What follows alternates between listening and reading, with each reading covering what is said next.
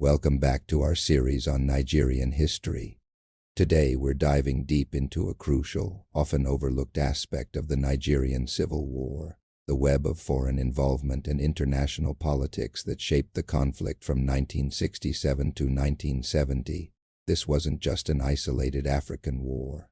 It was a high-stakes chess match played by global powers right in the heart of West Africa. Why? Well, Nigeria's sheer size, its massive oil reserves, and its strategic importance meant that countries around the world had a lot to gain or lose. Foreign nations chose their sides very carefully, and often their decisions were driven by cold, hard political and economic interests, not necessarily humanitarian concerns. Let's start with the Nigerian Federal Military Government, or FMG. They had some heavy hitters in their corner. First up, Britain, the former colonial ruler.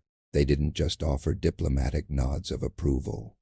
They supplied weapons, sent military advisors, and provided crucial diplomatic backing on the world stage. Officially, Britain's goal was to help preserve Nigeria's unity and prevent its collapse. But let's be real, oil politics played a massive role. British companies like Shell BP had huge investments in Nigeria's petroleum sector, and a stable, unified Nigeria was good for business.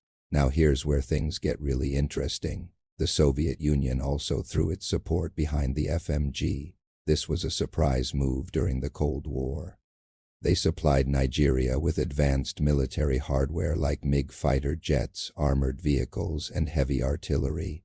Think about that for a second. Britain and the Soviet Union, two major Cold War rivals, were on the same side. This unusual alliance just goes to show how geopolitically vital Nigeria had become. The enemy of my enemy is my friend, as they say. And for both London and Moscow, a fragmented Nigeria was a bigger threat than working together for a short time. So what about Biafra? Who was supporting them? Biafra's support was a bit more fragmented and often less direct.